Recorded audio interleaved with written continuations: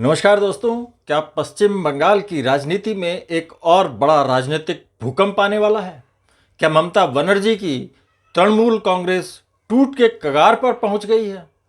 और क्या एनडीए को समर्थन देने का दावा करने वाले सांसदों ने ममता बनर्जी की सबसे बड़ी राजनीतिक चुनौती खड़ी कर दी है? आइए समझते हैं पूरा मामला आसान भाषा में। दरअसल सोमवार को दिल्ली में विपक्षी गठबंधन इंडिया गठबंधन की महत्वपूर्ण बैठक चल रही थी। इस बैठक में ममता बनर्जी समेत विपक्ष के कई बड़े नेता शामिल हुए। लेकिन इसी दौरान एक ऐसी खबर सामने आई जिसने राजनीतिक गलियारों में हलचल मचा दी। रिपोर्ट्स के मुताबिक टीएमसी के कई सांसद केंद्रीय मंत्री और बीजेपी नेता भूपेंद्र यादव के आवास पर पहुंचे। इसके बाद पार्टी के भीतर बगावत और टूट की चर्चाएं तेज हो गई। सबसे बड़ा दावा टीएमसी सांसद काकोली घोष दस्तीदार और अन्य असंतुष्ट नेताओं की ओर से किया गया है। उनका कहना है कि लगभग 20 टीएमसी सांसद एनडीए को समर्थन देने के पक्ष में हैं और इस संबंध में लोकसभा अध्यक्ष को भी जानकारी भेज दी गई है। अब यहां सबसे महत्वपूर्ण सवाल है कि आखिर 20 सांसदों का आंकड़ा इतना अहम क्यों है? इसका जवाब छिपा है भारत के दल बदल विरोधी कानून में। लोकसभा में फिलहाल टीएमसी के 28 सांसद हैं।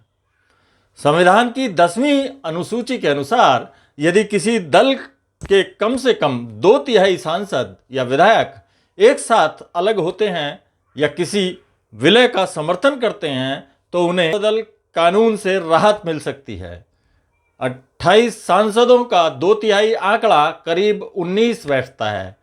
यानी यदि वास्तव में 20 सांसद बागी खेमे के साथ हैं तो वे खुद को अलग संसदीय समूह या यहां तक कि असली टीएमसी बताने की कोशिश भी कर सकते हैं।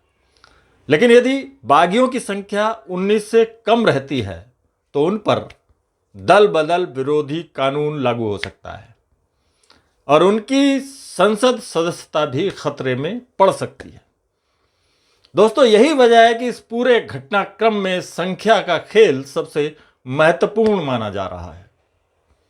इस बीच टीएमसी को एक और बड़ा झटका तब लगा जब राज्यसभा सांसद सुखेंदु शेखर रॉय ने पार्टी और राज्यसभा सदस्यता से इस्तीफा देने का ऐलान कर दिया। रॉय ने पार्टी नेतृत्व पर गंभीर सवाल उठाते हुए कहा कि सत्ता के लंबे दौर ने नेतृत्व को जमीनी हकीकत से दूर कर दिया है। उनके बयान ने यह संकेत भी दिया कि पार्टी के भीतर असंतोष काफी समय से पनप रहा था। पूरा पार्टी टूट जाएगी, पूरा पार्टी नहीं रहेगा, रहना नहीं चाहिए, क्योंकि जिस तरह पार्टी को चलाए हैं, जिस तरह सरकार को चलाए हैं और जिस तरह स्कैम, करप्शन, घोटाला, जिस तरह सबको अपमान किए हैं, अपमान किया है, अपमानित हुए हैं, और जिस तरह पश्चिम बंगाल के जनता जनार्दन ने अपना राय दिए है इस तृणमूल का खिलाफ, ममता सरकार के खिलाफ,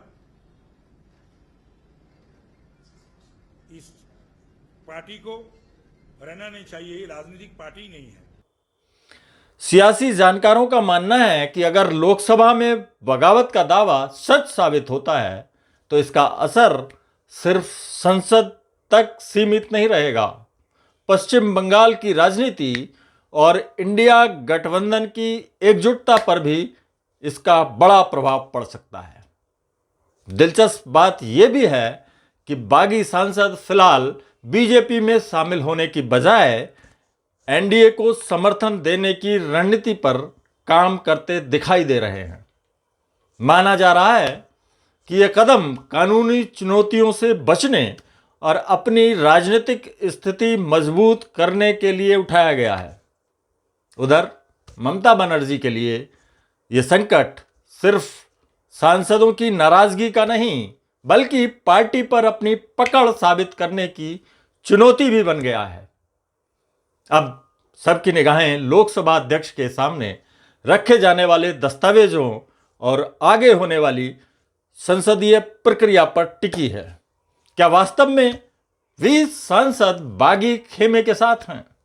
क्या टीएमसी में शिवसेना जैसी टूट देखने को मिलेगी या फिर ममता बनर्जी इस संकट को संभाल लेंगी?